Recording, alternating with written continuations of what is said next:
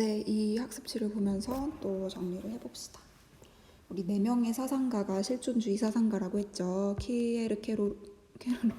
키르케고르, 야스퍼스, 하이데거, 사르트르. 그래서 키야하사라는 사상가들이 있다. 키르케고르는 케로로라고 생각을 해서 기억을 하고, 야스퍼스는 이제 밑에서 보겠지만 굉장히 순애보, 이게 뭐랄까, 순정적인 캐릭터. 그러니까 아내를 굉장히 사랑한 그런 사람. 하데스, 죽음의 신. 사르트르, 그냥 자유를 중시한 사람. 이렇게라도 여러분 외우세요. 외우기 어려울 테니까. 그래서 키르케고르는 이렇게 생겼어요. 되게 잘생겼죠. 근데 되게 절망. 좀 눈빛을 보세요. 약간 퀭해요. 절망할 것 같아요. 그리고 우울한 사람이었어요. 그래서 절망 이야기를 많이 했고, 절망은 죽음에 이르는 병이다. 그런데 그런 절망은 누구만 느낄까요? 인간만 느낀다. 이 병에 걸리는 것은 인간뿐이다. 이렇게 이야기를 했습니다. 그리고 뭐가 진리라고 했죠? 보편성이 진리인 것이 아니라 주체성이 진리이다. 인간이 모두 다 이제 서로 상황이 다르기 때문에 자기가 어떤 상황에서든 자기가 주체적으로 판단을 내려서 선택을 했다면, 그런 주체성을 가지고 어떤 선택을 했다면 그 선택은 그냥 진리인 것이다. 다른 누군가가 말해주는 보편적인 도덕 법칙, 어떤 규칙 이런 게 진리가 아니다라고 이야기했습니다. 그래서 주체성이 진리다라는 이야기한 사람이 키르케고르. 그래서 이런 말을 하면서 이제 실존주의의 시작을 이제 알린 거죠. 그래서 이 사람이 실존주의의 아버지입니다. 다음에 야스퍼스, 이 사람은 이제 아내가 유대인이었어요. 그리고 이제 나치 시절에 살았거든요. 그래서 아내 피신시키느라고 막 여기저기 옮겨다니고, 뭐 대학 교수 자리 뭐 주거나 해도 나는 이런 정부에 협력할 수 없다. 그런 정부 아래에 있는 대학에서 떵떵거리면서 나는 교수가 될 수 없다 하면서 이렇게 그런 것도 마다하고 되게 그랬던 사람이에요. 그래서 보면 야스퍼스는 아내한테 이제 빠져들었고 결혼했다.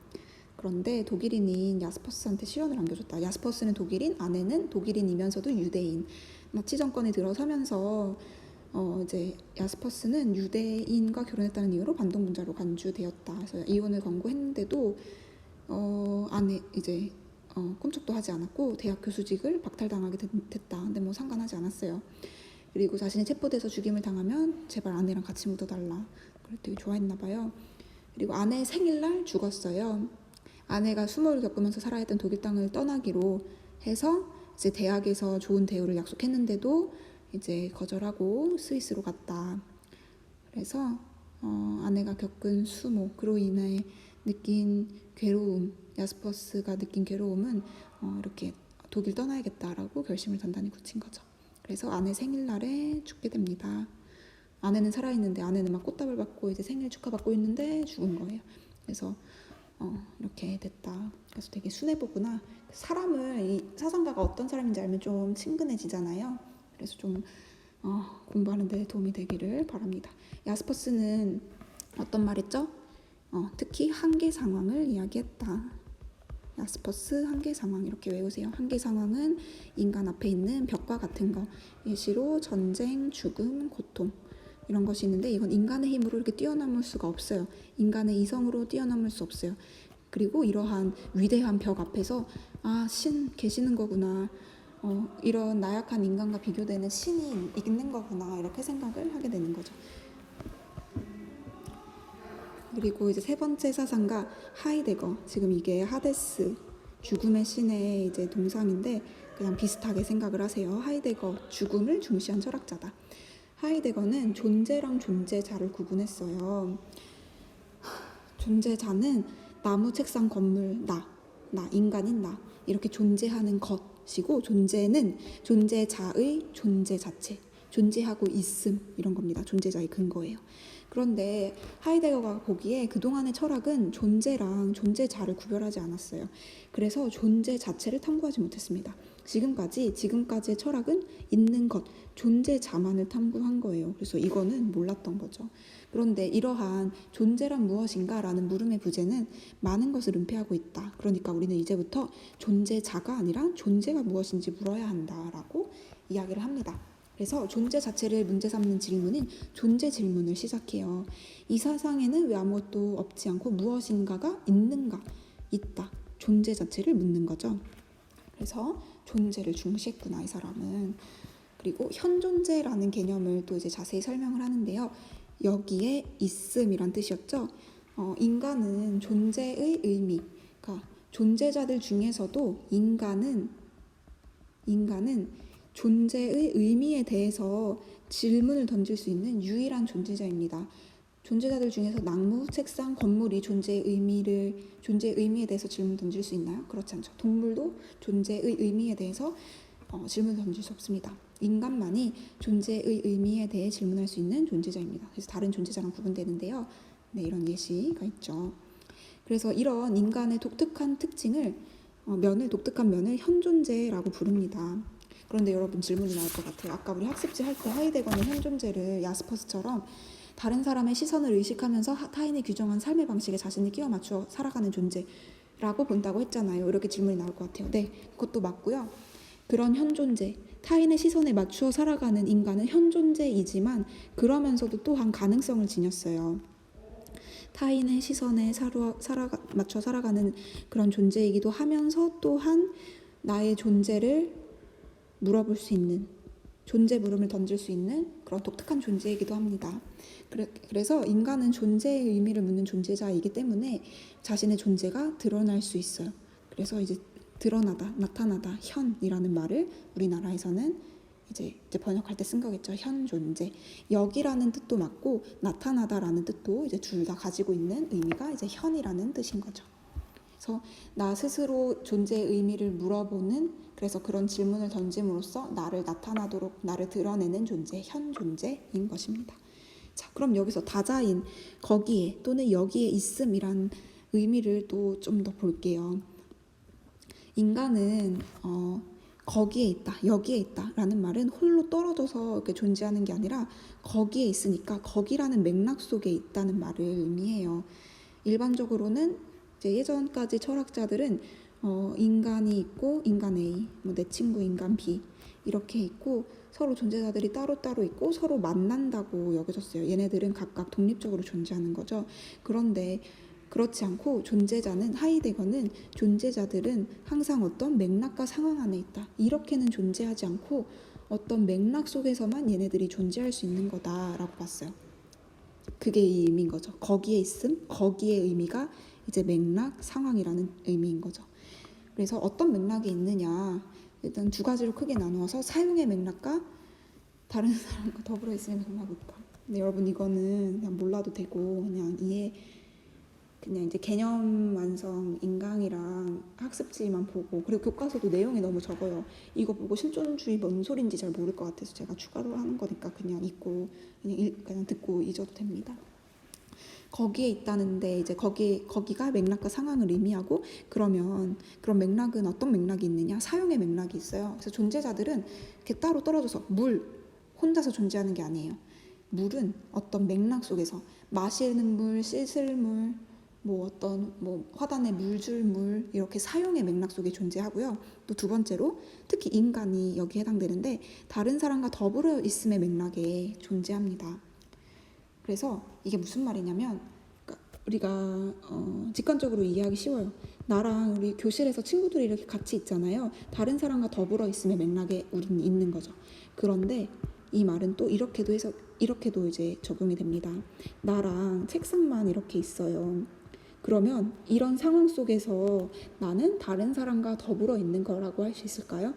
사람은 나밖에 없는데 그럼에도 나는 다른 사람과 더불어 있다고 이 상황에서도 말할 수 있습니다. 왜냐하면 이 책상은 누가 만들었나요? 사람이 만들잖아요. 사람의 노력, 나무 깎는 사람, 철제 다리 만드는 사람, 운송하는 사람, 마트에서 팔아주는 사람이 여기에 들어가 있는 거예요. 그래서 이런 물건들이랑 같이 있을 때에도 우리는 다른 사람과 더불어 있는 것이다 라고 말합니다. 그래서 이런 말을 이걸 다 알 필요 없이 그냥 좀 기억하면 좋은 건, 다자인, 현존재, 거기에 있다는 말의 의미는 우리가 항상 어떤 상황과 맥락 속에 다른 존재들과 함께 있다는 의미이구나. 그래서 인간, 즉 현존재는 다른 사람과 함께 있는 존재라는 말이구나 라는 걸 알면 됩니다. 자, 그러면 실존은 뭐냐? 사르트르도 실존을 말하고 키르케고르, 야스퍼스도 실존을 말했는데 하이데거한테 실존은 뭐냐? 그냥 다 비슷해요. 근데 그냥 이렇게 하이데거는 구체적으로 설명을 했습니다. 현 존재가 존재의 의미에 대해서 질문을 던지는 태도를 실존이라고 해요. 그래서 현 존재의 본질, 현 존재가 인간이었죠. 인간의 본질은 실존에 있다 라고 이야기합니다. 존재자들 중에서 자기의 존재에 질문을 던질 수 있는 존재는 인간뿐이죠. 그래서 이처럼 존재의 의미에 질문을 던지는 태도인 실존이라는 특성이 있기 때문에 그것이 바로 인간의 본질이다 라고 이제 이야기를 한 거죠. 근데 이제 사르트르는 이러한 하이데거의 말을 이제 하이데거의 제자니까 실존이 본질에 앞선다라는 말로 재정리합니다. 밑에서 볼 거예요. 그래서 이 말은 결국 인간은 고정된 정체성을 가진 존재가 아니라는 겁니다. 사르트르의 이 말이 그런 의미라는 말이에요. 네,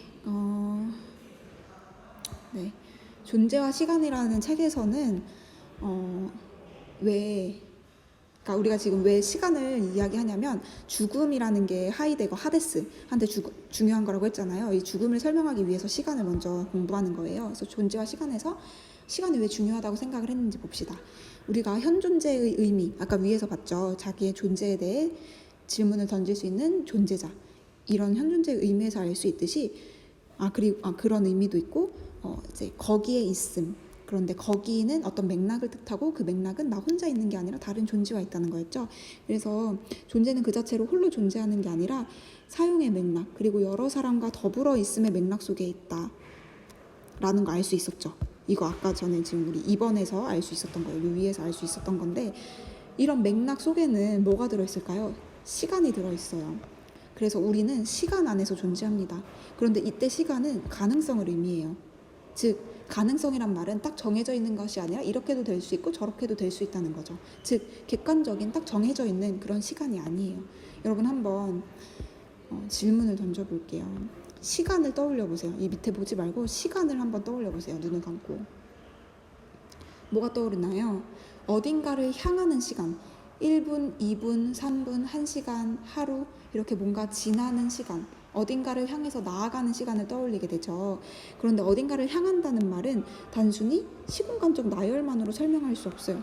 어딘가를 향한다는 말은 어떤 의미 있는 어딘가를 이야기하고 있는 겁니다. 그래서 우리가 시간은 객관적이라고 여기죠. 1분은 60초이다. 이렇게 숫자로 객관적으로 나타낼 수 있는 거라고 여기는데 사실 시간은 객관적인 게 아니고 어딘가를 향하는 시간이기 때문에 우리한테 의미 있는 그 어딘가에 토대를 두고 있는 겁니다. 그래서 예를 들어서 1년을 우리는 사계절로 표현하죠. 근데 사계절이라는 건 그 자체로 존재하는 거, 객관적인 것이 아니라 우리한테 의미 있는 거, 우리가 농번기, 농사를 지으면서 우리한테 의미 있는 봄, 여름, 가을, 겨울이라는 그런 의미 있는 시점 그런 계절들을 기준으로 1년을 만든 거잖아요. 네, 이런 예시를 보면 알겠죠. 시간은 객관적인 게 아니구나 라는 걸. 그런데 인간은 문명을 살아가면서 객관적인 시간 개념에 익숙해지고 가능성으로 열려있는 원래 가능성이던 본래의 시간, 본래 시간의 의미는 은폐된다 라고 합니다. 그래서 시간은 원래 가능성인데 시간을 가능성으로 보지 않고 객관적인 것으로 우리는 보고 있다. 그거 잘못된 거다 라고 이야기를 합니다. 그럼 그런 시간을 제대로 알려면 어떻게 해야 될까? 바로 거기서 죽음이 나오는 거예요. 죽음을 알아야 된다. 죽음은 은폐된 시간을 탁월하게 드러내기 때문이에요. 왜냐하면 죽음으로 달려나가서 끝에 다다르게 되면, 즉 우리의 인생의 끝에 다다르게 되면 시간이 유한하다는 것을 알게 돼요. 그러니까 우리는 결국 죽을 거지 이렇게 생각을 해보면 우리 죽는 존재이구나 라는 걸 알게 되고 우리가 언젠가 끝나는 유한한 시간 속에 살고 있구나 라는 걸 알게 되는 거예요. 그러면 다시 현실로 돌아왔을 때 그러면 지금 이 순간은 굉장히 소중한 시간이구나. 내가 무엇이든지 할 수 있는 자유롭고 가능성으로 꽉 찬 그런 본래적인 의미의 시간이구나 라는 걸 알게 됩니다. 죽음을 통해서 알게 되는 거예요. 그래서 영화 버킷리스트 중에서 이런 말이 나와요. 인생이 얼마 남지 않았을 때 사람은 가장 자유로워진다. 즉 죽음과 가까울 때 죽음을 통해서 우리는 자유로워진다. 자유로운 시간의 본래 의미를 알게 된다라는 거예요. 곧 죽을 사람은 못할 게 없죠. 하고 싶은 거 다 하고 죽을 거 아니에요. 하고 싶은 말 다 하고. 그래서 죽음을 향해 있다는 사실을 직시하고 받아들이는 게 자유로운 선택과 경이로운 존재의 길로 들어서는 경험이겠죠. 들어서도록 하는 경험이겠죠. 그래서 우리는 죽음에서 회피하지 말고 죽음을 받아들여야 합니다. 네, 죽음을 회피하지 말고 죽음을 받아들여야 한다는 것은 누구랑 똑같냐? 야스퍼스랑 똑같네요. 아니죠. 야스퍼스가 아니라 죽음을 그냥 하이데거의 입장이었네요. 네, 이번엔 마지막 실존주의 사상가 사르트르입니다. 사르트르는 이제 다른 거 얘기하기보다 사르트르 실존 가장 중시하게 이야기를 했고, 그리고 자유 중시하게 이야기했고, 사르트르는 구토라는 책을 쓴 소설가이기도 해요. 주인공은 이제 앙투안이라는 사람인데요. 어느 날 앙투안은 물수제비 놀이를 하려고 하다가 조약돌을 주운 순간에 갑자기 불쾌한 느낌을 받게 돼요. 왜 그랬을까요? 뜬금없이? 이렇게 말합니다. 아이들은 바다에 돌을 던지면서 누구들이 얼마나 멀리 나가는지 내기를 하고 있었고, 나도 그들처럼 바다에 돌을 던지려고 했다. 그런데 돌을 던지려던 순간 불쾌함을 느낌을 받았어요. 그래서 멈추었고 돌을 떨어뜨리고는 그곳을 떠났다. 조약돌을 손에 쥐었던 느낌이 뚜렷하게 떠오른다. 시큼한 구토 증세였다. 말할 수 없이 불쾌했다. 조약돌 탓이었다. 확실하다. 그래서 조약돌을 집어든 순간 느꼈던 구토 이후로, 구토는 그 이후부터 계속돼요. 문의 손잡이를 잡을 때도 구토의 느낌을 받고, 카페에서 맥주컵을 줄 때, 땅에 떨어진 종이를 집으려 할 때도 구토가 계속됩니다. 왜 이런 갑자기 뜬금없이 자꾸 토를 하려고 하는 걸까요? 구토는 어떤 의미일까요? 보면 여러분 힘들죠? 근데 실존주의가 중요한데 교과서로 그리고 개념 완성 인강으로는 이게 뜬구름 잡는 소리일 것 같아서 제가 더 가져와 본 거니까 그냥 흘려 들어보세요. 듣다 보면 또 이해가 될 수 있어요. 구토는 어떤 의미일까? 구토는 인간이 그 자신을 포함한 세계의 모든 존재들이 지닌 본래 모습과 마주할 때 느끼는 낯설고 부조리한 감정을 뜻합니다. 본래 모습이 도대체 뭐길래? 일단 봅시다. 로캉탱 주인공은 본질 없이 세상에 내던져진 존재, 즉 인간이다. 그렇죠. 사르트르는 인간이 본질 없이 일단 내던져지고 존재하는, 실존하는 그런 존재라고 했죠. 즉 인간은 본질이 딱 정해져 있지 않은 무엇이든 될 수 있는 자유로운 존재이며, 그 자유를 바탕으로 자기랑 자기 아닌 다른 존재들한테 의미를 부여하면서 살아가게 됩니다. 자유롭게 내 멋대로, 내 스스로, 내가 주체적으로 자유롭게 얘한테 의미를 내 맘대로 부여하는 거예요. 그런데 이런 여기에 안주하면서 반수면 상태에 빠진 인간들이 있다. 이게 무슨 말일까? 그런 인간들의 세계는 기계적이고 반복적이다. 여기에는 이제 실존하는 것, 자유가 아니라, 여긴 자유가 아니라 뭐랄까, 그냥 일단 우연히 세상에 내던져진 존재, 그냥 현실이라고 볼게요. 현실에 그냥 내가 살아가는 대로 안주하면서 그냥 거의 잠자는 것과 같은 상태에 빠진 사람들이 있다. 그런 인간들의 세계는 기계적이고 반복적입니다. 이런 세계에 안주해서 평안함을 느끼는 인간들이 자기랑 다른 존재의 모습, 자유로운 인간이라는 그런 모습에 주목하기는 어렵겠죠. 로캉텐도 그런 인간들 중에 하나였어요. 그래서 세계의 존재들이 지닌 본래의 모습을 마주하는 순간마다, 그래서 조약돌을 주었을 때, 문손잡이를 잡을 때 이 세계는 왜 이렇게 존재하는 걸까? 나는 왜, 나의 본래 모습은 무엇일까? 나는 어떻게 살아가야 될까? 이렇게 그런 생각이 떠오를 때마다 토를 할 것 같은 거예요. 그래서 구토를 가라앉히기 위해서 로캉텐은 재즈를 들었습니다. 왜냐하면 재즈는 다른 구토를 유발하는 존재들과 달리 모든 것이 필연성의 법칙 아래에 있기 때문에, 자유가 아니라 필연성의 법칙 아래에 있기 때문에 안정감을 주었기 때문이죠. 그런데 이런 재즈를 듣는 것으로도 구토 증세가 계속 완화되지 않자 살던 동네를 떠나서 소설을 쓰겠다는, 이제 다른 동네로 가서 소설을 쓰겠다는 다짐을 합니다. 그래서 태어난 그대로 살아가는 게 아니라 스스로의 의미를 찾아가는 존재, 자유롭게 자기의 의미를 찾아가는 존재로 거듭나게 된 거다 라고 그런 구토라는 소설에서 이야기합니다. 그래서 토하고 싶었다. 그때부터 구토가 떠나지 않는다. 인간이 목적 없이 내던져진 존재, 자유로운 존재임을 확인할 때마다 어지러운 거죠. 나 그냥 편안하게 살고 싶은데 이런 자유 생각하니까 너무 토할 것 같아. 괴로워하는 거죠. 나는 초조해, 불안해. 가장 사소한 동작일지라도 내 운명을 좌우하게 될 것 같아. 내가 선택하는 게, 나의 이런 선택이 이런 큰 안 좋은 결과를 내보일 것 같아. 나의 운명을 좌우할 것 같아. 나에게서 무엇을 원하는지 나는 알 수가 없어. 그런데 나는 선택해야지. 어떡하겠어? 나는 자유로운 존재니까. 그래서 내가 스스로한테 물을 때 나는 나이며 나는 여기에 있다는 사실이 나한테 생겨나고 있다는 것을 안다. 이 어둠을 쪼개고 있는 것이 나이다. 다른 사람이 대신해줄 수 있어요. 대신해줄 수 없어요. 어둠을 쪼개는 건. 그래서 인간은 존재가 먼저이기 때문에 일단 여기 나는 존재하고 있기 때문에 스스로의 본질을 찾아내야 하고 실존이 먼저이고 그 다음에 본질을 스스로 찾아야 되는 거다. 또 그럴 수 있는 자유로운 존재이다 라고 이야기합니다. 네, 이거는 또 설명을 하면 독서광이라는 이제 그 인물이 또 한 명 있어요. 독서광은 책을 많이 읽고 자유, 진보, 인권 뭐 그런 좋은 것들을 많이 알겠죠. 그런데 성추행을 했다는 소식을 들어요. 그래서 인간은 한 모습만 있는 게 아니구나. 앞과 뒤가 다르구나. 그래서 사물은 의자면은 그냥 의자인 것 뿐이죠. 얘가 뭐 다른 뭔가를 하겠어요? 뭘 하겠어요? 사물과는 다르게 서로 뭔가 그런 앞과 뒤가 다른 존재이구나 라는 걸 보여주는 거죠. 그래서 인간은 그런 존재입니다. 그런 인간에게 있어서 중요한 게 자유인데요. 인간은 피투성으로 태어났다. 그래서 이런 피투성이 모습인데 이런 피투성의 뜻 그런 의미가 아니라 입다, 피해자, 뭔가 당하다 이런 느낌이죠. 던짐을 당한다. 그래서 이 세상에 내던져지는 존재이다. 그런데 기투, 내던지는 존재이기도 하다. 좀 능동적인 느낌? 여기는 수동적인 느낌.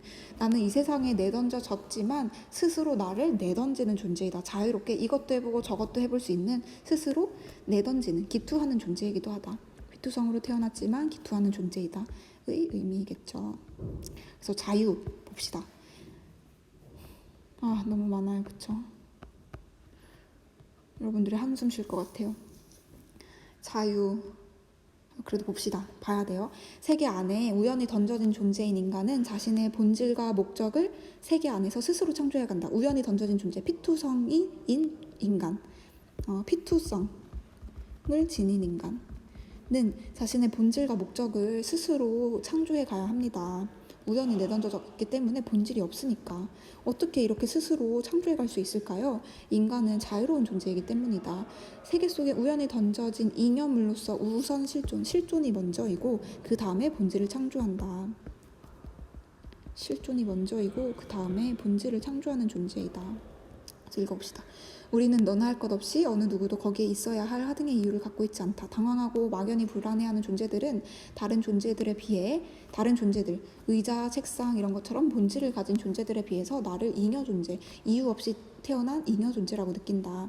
무기력하고 쇠약하고 음란하고 소화를 하고 우울한 생각으로 흔들리는 나도 잉여 존재이다. 나는 본질이 없이 존재했다. 그러면 본질은 무엇일까요? 누가 만들어준 것이 아니라 개인이 결단을 하고 실천을 통해서 만들어 나가는 것입니다. 미리 정해진 게 아니라. 그래서 나의 자유는 모든 가치의 유일한 근거이며 어떤 것도 내가 이러저러한 가치를 선택하도록 강요할 수 없다. 뭔가를 만들어가는 것, 가치를 만들어가는 건 나이다. 나는 정당화되지 않는다. 이 말은 누군가가 나를 만들어주고 누군가가 나를 정당화하지 않는다. 나만이 나를 만들어가고 나만이 나한테 가치를 만들어갈 수 있다라는 거예요. 그래서 인간은 만들어가는 것 외에 아무것도 아니다. 이것이 실존주의의 제일 원칙이다. 여기 밑에는 보지 마세요. 인간은 목적과 행위를 이처럼 자유롭게 선택하는 존재이긴 한데 자유 그 자체를 자유롭게 선택할 수는 없습니다. 이걸 자율의 부조리라고 했죠. 그래서 자유는 인간에게 있어서 운명이에요. 인간은 자유롭도록 운명 지어졌어요. 그래서 자유는 역설적이게도 인간을 예속합니다.